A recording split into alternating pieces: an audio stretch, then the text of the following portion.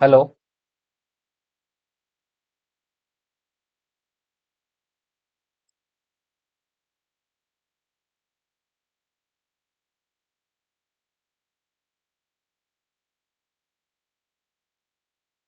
हाँ जी, सभी साथियों को नमस्कार। आपका हार्दिक स्वागत है, अभिनंदन है आपके अपने YouTube channel revision with Yogesh में। तो साथियों, राजस्थान इतिहास के जो महत्वपूर्ण टॉपिक हैं, जो महत्वपूर्ण व्यक्तित्व हैं, जो महत्वपूर्ण राजपूत शासक हुए हैं, उनके बारे में अपन अध्ययन कर रहे थे। और आज जैसा कि आपको स्क्रीन पर दिख रहा है, राजस्थान के वो वीर शिरोमणि राजा महाराणा प्रताप के बारे में अपन आज अध्ययन करेंगे। महाराणा प्रताप की बात करेंगे और महाराणा प्रताप ने कब इनका जन्म हुआ, कब इन्होंने इनका राज तिलक हुआ, कब ये राजा बने, उसके बाद किन मुगल शासकों के द्वारा इन्होंने मुगल शासकों से लोहा लिया, इनके बारे में अपन बात करेंगे। महाराणा प्रताप वीर शिरोमणि, हल्दी घाटी का शेर, मेवाड़ केसरी, उसके बारे में चर्चा करेंगे, और जिसने मुगलों से लोहा लेते हुए अपने नाम को अमर किया है। महाराणा प्रताप एक ऐसा व्यक्तित्व जिसका नाम लेते ही जन जन के जन जन का जो नायक है और जन जन के रोंगटे खड़े कर देता है, ऐसा व्यक्ति तो अपन बात करेंगे आज इसके बारे में। तो चलिए साथियों, स्टार्ट करते हैं। और स्टार्ट करने से पहले मेरा आपसे निवेदन है कि आप चैनल पर नए हैं तो चैनल को लाइक जरूर करें और अपने साथियों के साथ ज्यादा से ज्यादा शेयर करें, और बेल आइकन को दबाकर आप अपने इस चैनल को सब्सक्राइब कर लें। चलिए साथियों, स्टार्ट करते हैं। सर्वप्रथम बात करते हैं महाराणा प्रताप की। महाराणा प्रताप मेवाड़ केसरी, हल्दी घाटी का शेर, वीर शिरोमणि। ये कर्नल जेम्स टोड ने महाराणा प्रताप के लिए कहा है कि महाराणा प्रताप मेवाड़ केसरी है। मेवाड़ केसरी, केसरी का मतलब होता है सिंह, यानी ये तो हल्दी घाटी का शेर है जिसने हल्दी घाटी के युद्ध में मुगलों को परास्त करके अपने नाम को अमर किया और राजस्थान का नाम है वो स्वर्णिम अक्षरों में लिख दिया। महाराणा प्रताप की बात करेंगे तो महाराणा प्रताप की सर्वप्रथम बात करते हैं हम वही प्रारंभिक स्थितियां कि इनका जन्म कब हुआ और इन्होंने शासन कब से कब तक किया। तो बात करूं मैं महाराणा प्रताप की, तो महाराणा प्रताप का जो जन्म है वो 9 मई 1540 ईस्वी को हुआ था। महाराणा प्रताप का जन्म तो 9 मई 1540 ईस्वी को हुआ था, 1540 ईस्वी में हुआ था। बात करें जो ग्रिगोरियन कैलेंडर अपना चलता है, उस ग्रिगोरियन कैलेंडर के हिसाब से महाराणा प्रताप का जन्म 9 मई 1540 को हुआ।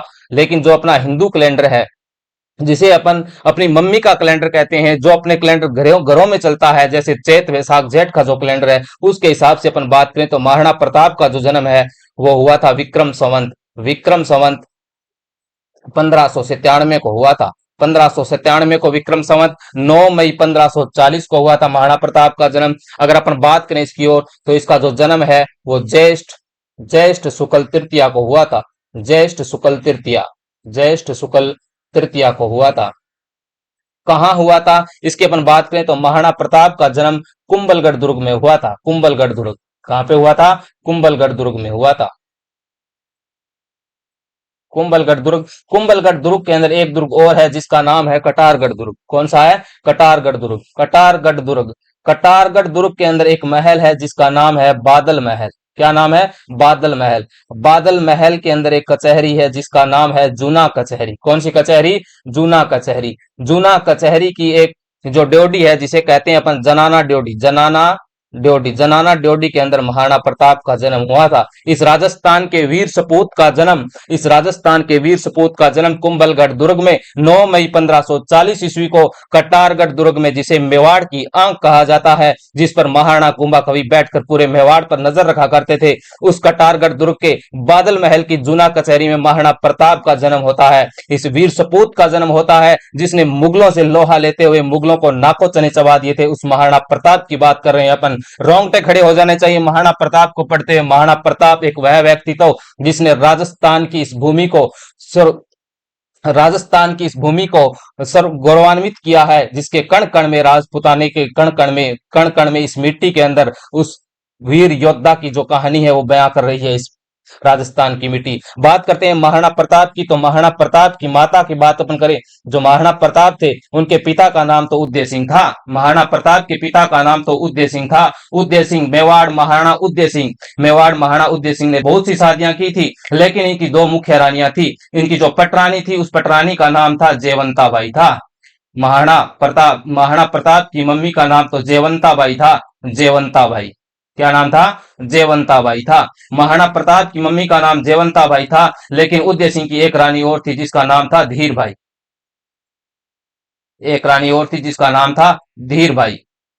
महाराणा प्रताप का जन्म जयंताबाई की कोख से हुआ। महाराणा प्रताप का जन्म जयंताबाई की कोख से तो जन्म लेते अपने महाराणा प्रताप हल्दी घाटी का शेर वीर शिरोमणि का जन्म होता है। महाराणा प्रताप का जन्म जयवंताबाई की कोख से हुआ, जबकि धीर भाई की कोख से जगमाल का जन्म हुआ था।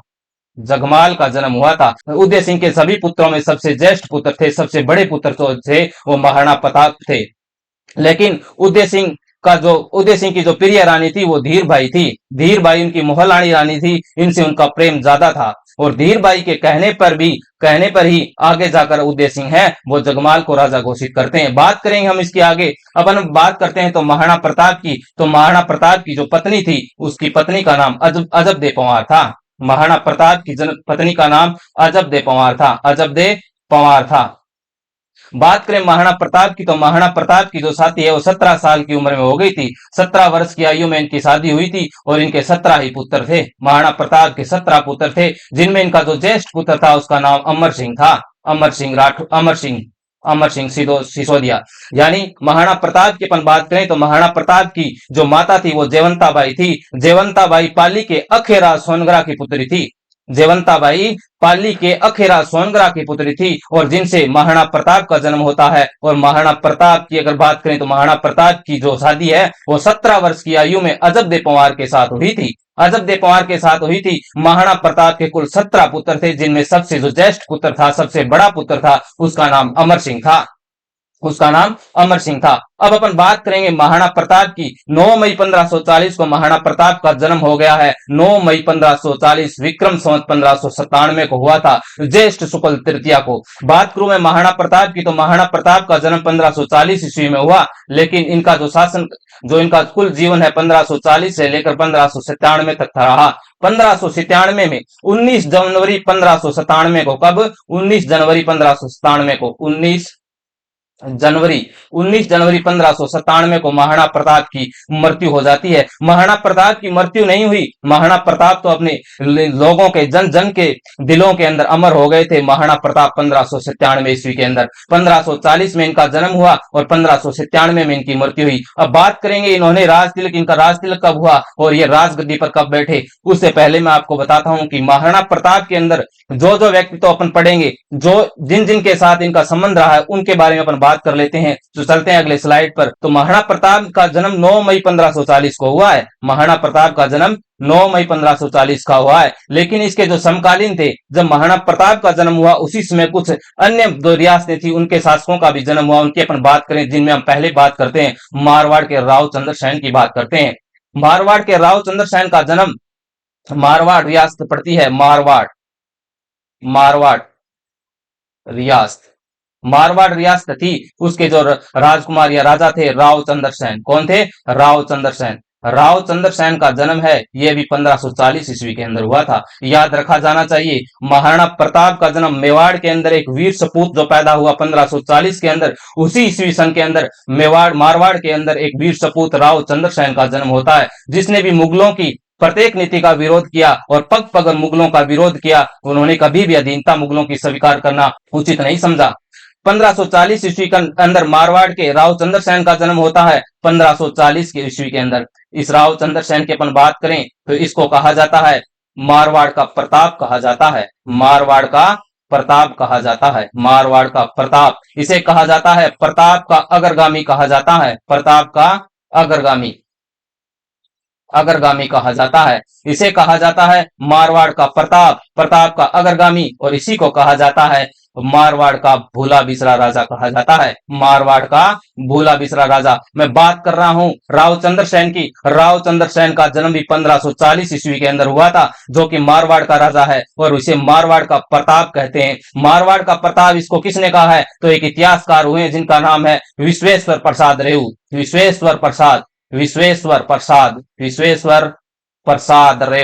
विश्वेश्वर प्रसाद रेऊ ने कहा है कि यह तो मारवाड़ का प्रताप है, क्योंकि जिस प्रकार मेवाड़ में मुगलों का विरोध करने के लिए महाराणा प्रताप थे, उसी प्रकार मारवाड़ के अंदर अगर किसी ने मुगलों का विरोध किया तो वो कौन थे?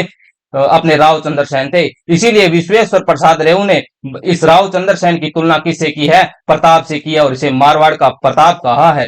बात करें और तो इसे प्रताप का अग्रगामी कहा जाता है। क्यों कहा जाता है कि महाराणा प्रताप तो 1572 ईस्वी के अंदर उनका राज तिलक होता है, जबकि ये राव चंद्रसेन है ये मारवाड़ के अंदर 1562 ईस्वी के अंदर ही मारवाड़ के राजा बनते हैं, और राजा बनते ही उन्होंने अकबर की नीतियों का विरोध करना प्रारंभ किया। इसलिए प्रताप से पहले अगर मुगलों का किसी ने विरोध किया है तो वो कौन है?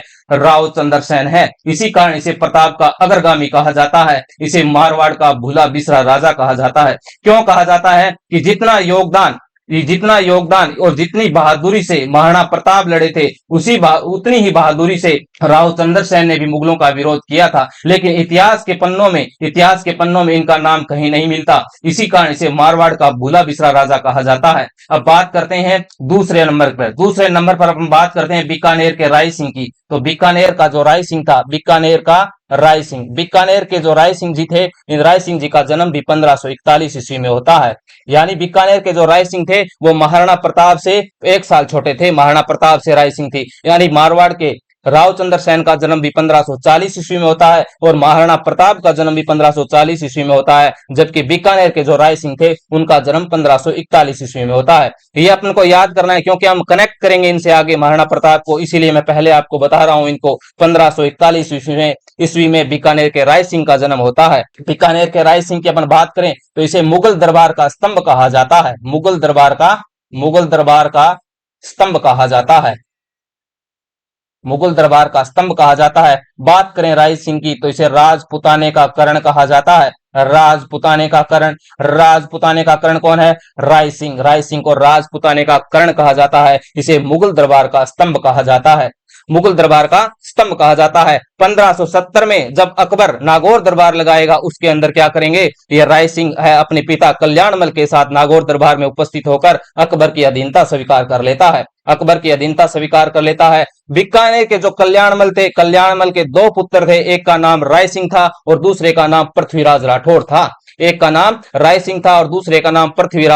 था। राय सिंह कल्याणमल क्या है? अकबर की अधीनता स्वीकार करके राय सिंह को तो इसके अकबर के दरबार में भेज देता है और पृथ्वीराज राठौड़ को अकबर क्या करता है? इसे गागरोन झालावाड़ की जागीर दे देता है।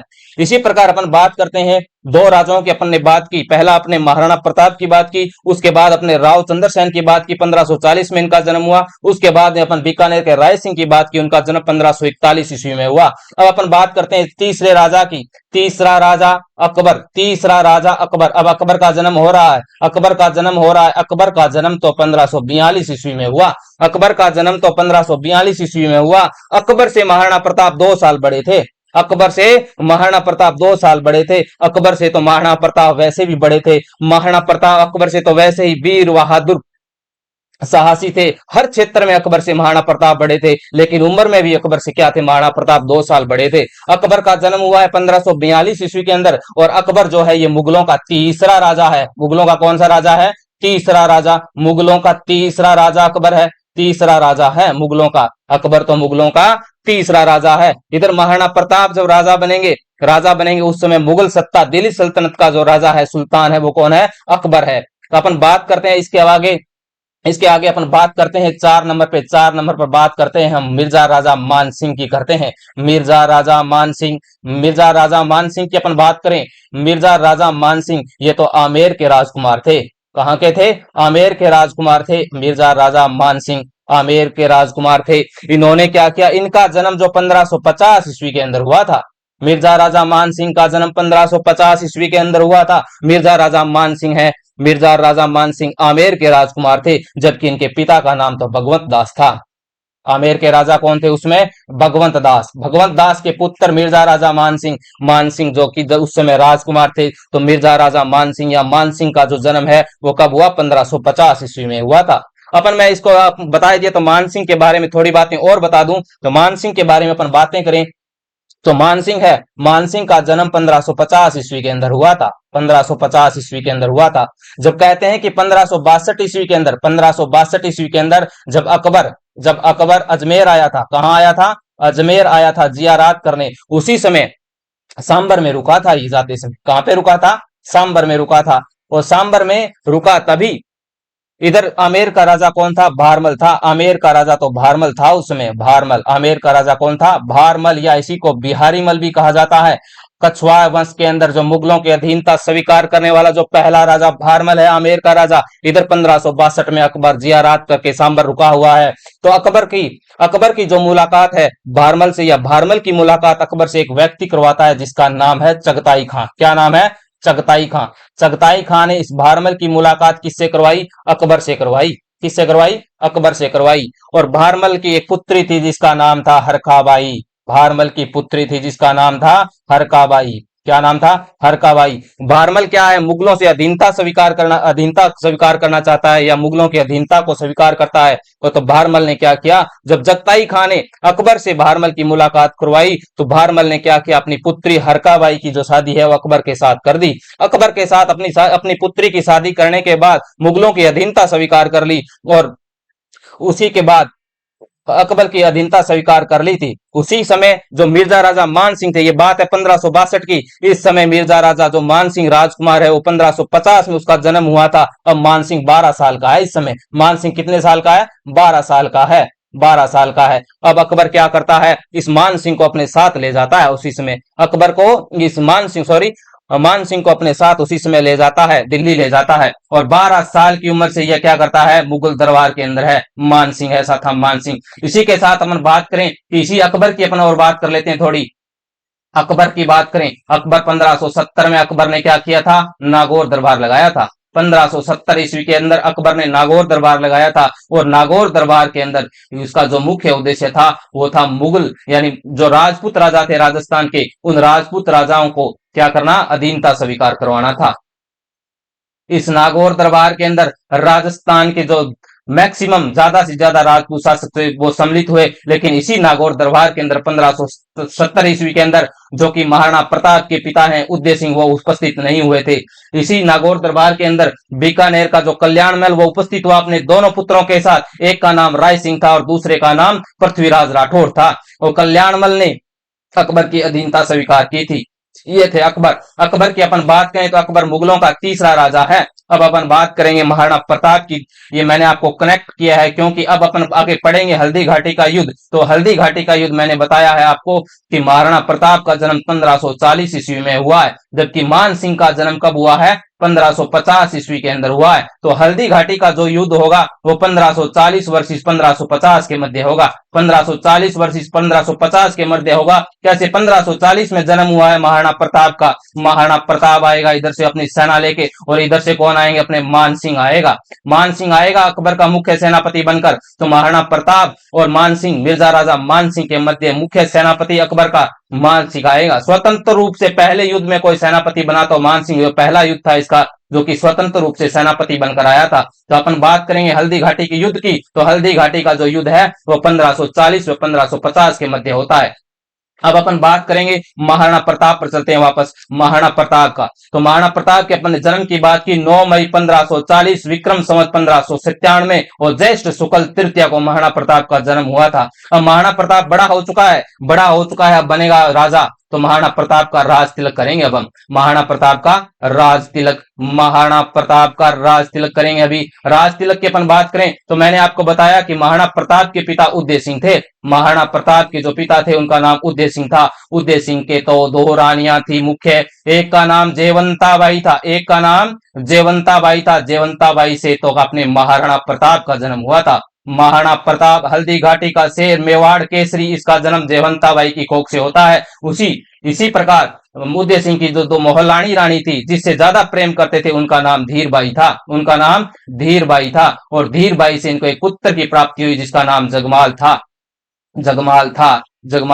अब उदय सिंह की अपन बात करें, उदय सिंह के दो पुत्र हैं। वैसे तो बहुत ज्यादा पुत्र थे, लेकिन मुख्य तो दो पुत्र थे। इनके और पुत्र हैं जिनमें शक्ति सिंह थे, अन्य पुत्र भी थे। लेकिन जब उदय सिंह की अपन बात करते हैं, उदय सिंह की मृत्यु हुई थी 28 फरवरी 1572 को। 28 मृत्यु उदय सिंह की जो मृत्यु हुई थी वो हुई थी 28 फरवरी 1572 को।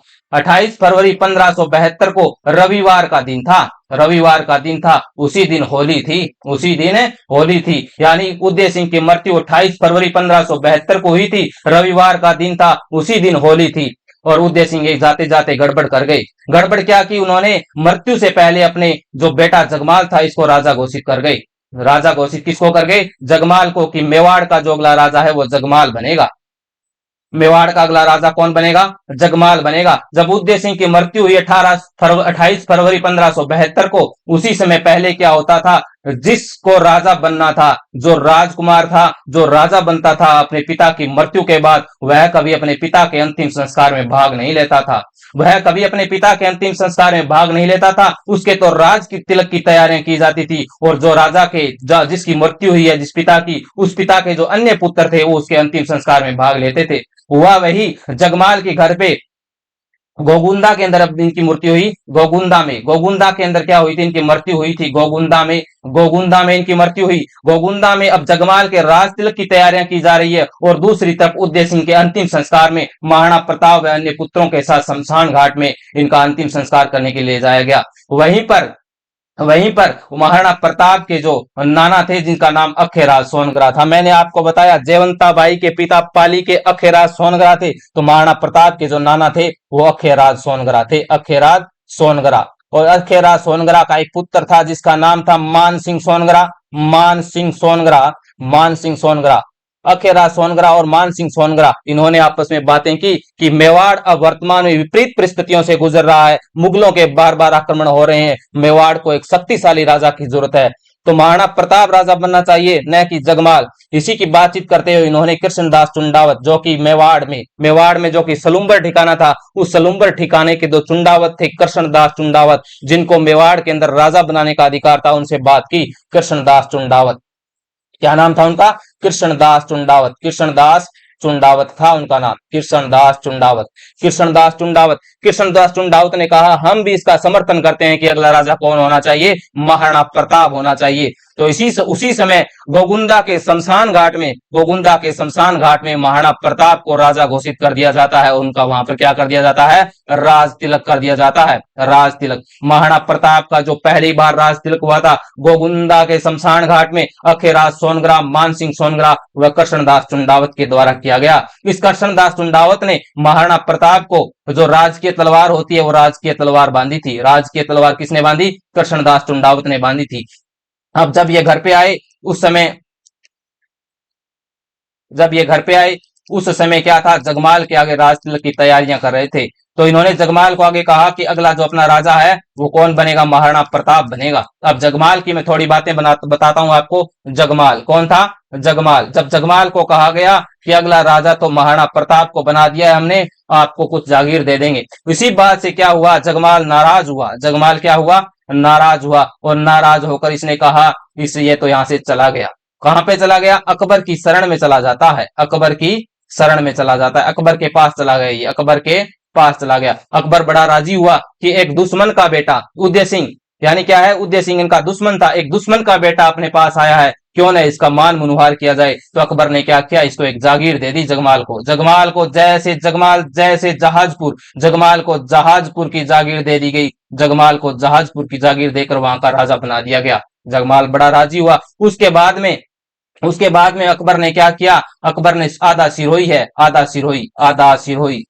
सिरोही जगमाल को दे दिया, आधा सिरोही जगमाल को दे दिया, आधा सिरोही दिया। लेकिन उस समय सिरोही का जो राजा था उसका नाम था सुल्तान देवड़ा। सुल्तान देवड़ा, जब इस बात का पता सुल्तान देवड़ा को चलता है, सुल्तान देवड़ा बड़े नाराज होते हैं, और सुल्तान देवड़ा क्या करते हैं, जगमाल पर आक्रमण करते हैं। सुल्तान देवड़ा कहां का है? सिरोही का, क्योंकि सिरोही सुल्तान देवड़ा के अधिकार में थी, लेकिन अकबर ने क्या किया, उस सिरोही को, आधा सिरोही है वो जगमाल को दे दिया। इसी से कारण क्या करता है, सुल्तान देवड़ा है जगमाल पर आक्रमण करता है। कब करता है? 1583 ईस्वी के अंदर, 1583 ईस्वी के अंदर। और इनके मध्य एक युद्ध होता है जिसे दत्तानी का युद्ध के नाम से जाना जाता है। इतिहास में दत्तानी का युद्ध, कौन सा युद्ध होता है? दत्तानी का युद्ध होता है। किसके मध्य होता है? जगमाल व सुल्तान देवड़ा के मध्य होता है, 1583 ईस्वी के अंदर होता है। और इस युद्ध के अंदर सुल्तान देवड़ा जगमाल को मार देता है। जगमाल की इस युद्ध के अंदर मृत्यु हो जाती है। जगमाल हार जाता है, जगमाल हार जाता है, और सुल्तान देवड़ा क्या होता है, इस युद्ध के अंदर विजयी होता है। तो दत्तानी का युद्ध कब हुआ? 1583 ईस्वी के अंदर हुआ। किसके मध्य हुआ? जगमाल व सुल्तान देवड़ा के मध्य हुआ। अपन बात करेंगे अब आगे महाराणा प्रताप की। तो पूछा जाता है दत्तानी का युद्ध कब हुआ? 1583 ईस्वी के अंदर हुआ था। अब बात करते हैं अपने महाराणा प्रताप की करते हैं। महाराणा प्रताप राजा बन चुका है, महाराणा प्रताप राजा बन चुका है। महाराणा प्रताप अब राजा बन चुका है। अब बात करेंगे अपन महाराणा प्रताप की। तो जब महाराणा प्रताप राजा बना, जब महाराणा प्रताप का है, मेवाड़ का राजा कौन है? मेवाड़ का राजा कौन है? महाराणा प्रताप बना था। महाराणा प्रताप प्रताप कब बना? 28 फरवरी 1572 को महाराणा प्रताप को मेवाड़ का राजा घोषित कर दिया गया। लेकिन गोगुंदा के शमशान घाट में इनका राज तिलक हुआ, तो इन्होंने क्या किया? महाराणा प्रताप ने कहा कि राज तिलक में मजा नहीं आया, तो इनका पुनः राज तिलक विधिवत रूप से राज तिलक किया गया दोबारा। और इन्होंने क्या किया? वो दोबारा विधिवत रूप से राज तिलक किया गया, वो कुंभलगढ़ दुर्ग में किया गया। कुंभलगढ़ में इनका पुनः क्या हुआ? राज तिलक हुआ पुनः विधिवत रूप से राज तिलक कब हुआ इनका? 1572 के अंदर ही हुआ। कहां पे हुआ? राज तिलक हुआ इनका कुंभलगढ़ में। और इन्होंने अपनी जो दूसरी राजधानी है वो कौन सी बनाई? कुंभलगढ़ को दूसरी राजधानी बनाई इन्होंने 1572 के अंदर। गोगुंदा की पहाड़ी, गोगुंदा के शमशान घाट में इनका पहली बार राज तिलक होता है। उसके बाद में पुनः विधिवत रूप से इनका जो राज तिलक है वो कुंभलगढ़ के अंदर होता है। और उन्होंने अपने जो दूसरी राजधानी है वो कौन सी बनाई? इन्होंने कुंभलगढ़ को। इसी पुनः जब इसका विधिवत रूप से राज तिलक होता है, तो महाराणा प्रताप देखना मारवाड़ के राव चंद्रसेन को बुलाता है। मारवाड़ का राव चंद्रसेन उपस्थित था। पूछा जाता है बार बार पूछा जाता है कि महाराणा प्रताप के राज तिलक में मारवाड़ का कौन सा शासक उपस्थित हुआ? अपन को याद रखना है कि राव चंद्रसेन क्या है? मारवाड़ का राव चंद्रसेन, मारवाड़ का प्रताप का अग्रगामी, मारवाड़ का भूला बिसरा राजा चंद्रसेन है, वो महाराणा प्रताप के राज तिलक में उपस्थित होता है। अब इधर कौन है? दिल्ली के अंदर राजा बन गया है अकबर। कौन है? अकबर। दिल्ली के अंदर राजा बना है अकबर बना है। दिल्ली के राजा कौन है? दिल्ली का जो सुल्तान है वो कौन है? अकबर है। मुगल बादशाह अकबर है। और इधर महाराणा प्रताप राजा बन चुके हैं। जैसे ही महाराणा प्रताप राजा बना, तो अकबर एक समझदार व्यक्ति था, समझदार राजा था। उसने सोचा कि महाराणा प्रताप के जो पिता थे उदय सिंह, उन्होंने तो अपनी अधीनता स्वीकार नहीं की, क्या पता महाराणा प्रताप हैं वो 32 साल की उम्र में, यानी 1540 ईस्वी के अंदर महाराणा प्रताप का जन्म हुआ था और 1572 में राजा बनता है। 32 साल का युवा राजा बना है। क्या है? मेवाड़ का राजा 32 साल का युवा राजा बना है। क्यों न महाराणा प्रताप से बात की जाए अधीनता के लिए। तो महाराणा प्रताप से बात करने के लिए अकबर क्या करता है? अपने 4 दूत भेजता है। महाराणा प्रताप के पास भेजे गए शिष्टमंडल हैं या 4 दूत भेजता है बारी बारी से। सबसे पहले जब महाराणा प्रताप राजा बना था 1572 ईस्वी के अंदर, उसी समय पहला जो दूत के रूप में भेजता है उसका नाम जलाल खां कोची था। क्या था? जलाल खां कोची। और जलाल खां कोची को सितंबर 1572 के अंदर भेजता है। सितंबर 1572 के अंदर भेजता है। और जलाल खां कोची महाराणा प्रताप के पास जाता है और पूछता है कि महाराणा प्रताप, आपके पिता ने तो अकबर की अधीनता स्वीकार नहीं की थी, लेकिन अकबर एक बड़ा राजा है, बड़ा शक्तिशाली है। आप अकबर के बारे में जानते हैं क्या हो? हम जानते हैं अकबर के बारे में। आप तो अकबर की अधीनता स्वीकार कर लो, ठीक रहोगे। तो महाराणा प्रताप ने जवाब दिया कि मैं तो अधीनता आज स्वीकार करूं, निका जाके उसको बोल देना, हाँ अधीनता उसकी स्वीकार नहीं करेंगे। और इस प्रकार से महाराणा प्रताप ने जलाल खां कोची को जलील करके वहां से निकाल दिया। महाराणा प्रताप ने क्या किया? जलाल खां कोची को जलील करके वहां से निकाल देता है। अब महाराणा प्रताप ने क्या किया? इनको निकाल दिया। लेकिन अकबर क्या करता है? बार बार प्रयास करता है अधीनता स्वीकार करवाने के लिए। फिर 1573 के अंदर जून 1573 में, कब? जून 1573 में दूसरे राजदूत के रूप में अपने या दूसरे शिष्टमंडल के रूप में किसको भेजता है? मान सिंह को भेजता है। मान सिंह के बारे में मैंने बताया आपको। मान सिंह कहां का राजकुमार है? आमेर का राजकुमार है। मान सिंह तो आमेर का राजकुमार है। तो महाराणा प्रताप अकबर ने सोचा कि एक राजपूत राजा है मान सिंह। कौन है? मान सिंह है, राजपूत राजकुमार है। क्यों न राजस्थान के राजपूत को दूसरे राजपूत के साथ बात करने के लिए भेजा जाए। तो मान सिंह को भेजता है। मान सिंह को दूसरे दूत के रूप में महाराणा प्रताप के पास अकबर भेजता है। और कहते हैं कि जब मान सिंह अकबर से महाराणा प्रताप से मिलने के लिए गया था, तो महाराणा प्रताप समय इससे मिलने नहीं आया